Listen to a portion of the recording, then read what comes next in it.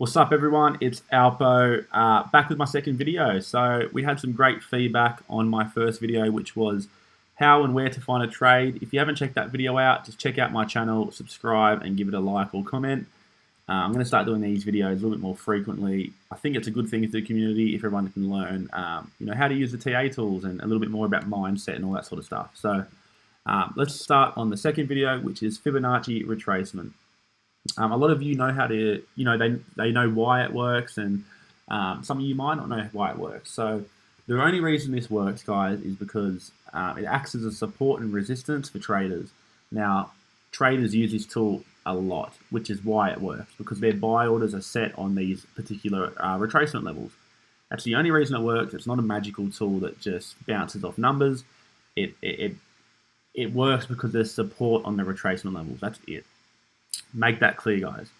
Now, where to plot the tool? That's the main question I get asked, and I think it's a good question to ask because a lot of people will be plotting it in different areas. That's just life. So we have a lot of consolidation here on the daily Bitcoin chart. Now it comes up, it doesn't start its uptrend, okay? It comes down before it goes up. So you want to grab your fib tool and you want to get it from when it first pulled back, and you want to drag it all the way to your extreme high. Done. There you go. So what we see here, guys, I'm going to keep it really basic. We've come up, we've touched, we've come back down, we've touched the 78.6 retracement level. We've come up, we've pulled back, we've touched the 61, and then we ran all the way up and we pulled back to the 38. Ran all the way up and we pulled back to the 38.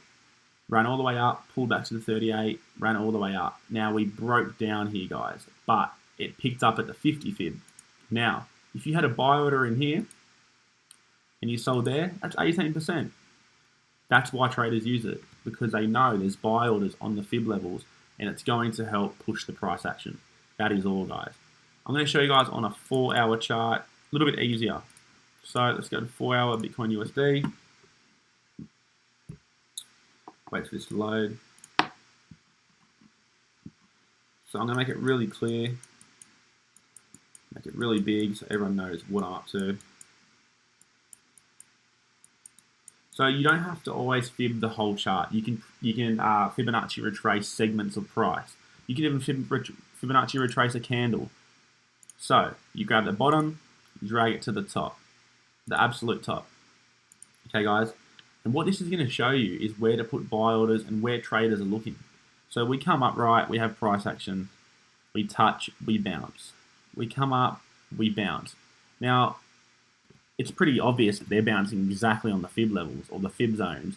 So it works, guys. It does work. I use it all the time.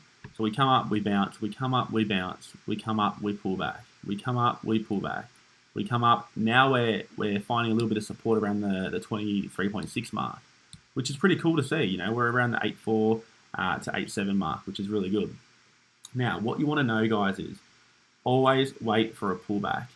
As we can see here, if you entered here and you didn't wait for the pullback, you could have made an extra 12% if you just waited. So if you had a buy order in at this level,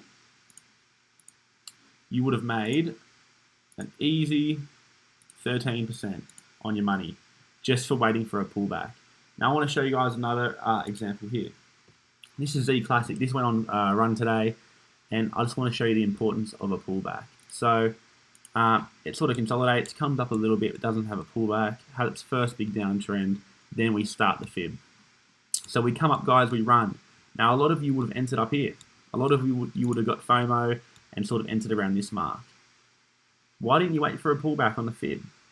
You would have made an extra 10%. So let's just say you entered here, guys. Sure, you still made your 6.5%, 6.7%, but if you waited for the pullback and you had buy orders in at the 50 fib or the 38.2 fib, you would have made, 16%. So an extra 10% on your money just for waiting for a pullback. Very important, guys. Always wait for a pullback. If there's any questions, let me know. Just remember, this tool only works because traders are using it, and it acts as a support and resistance.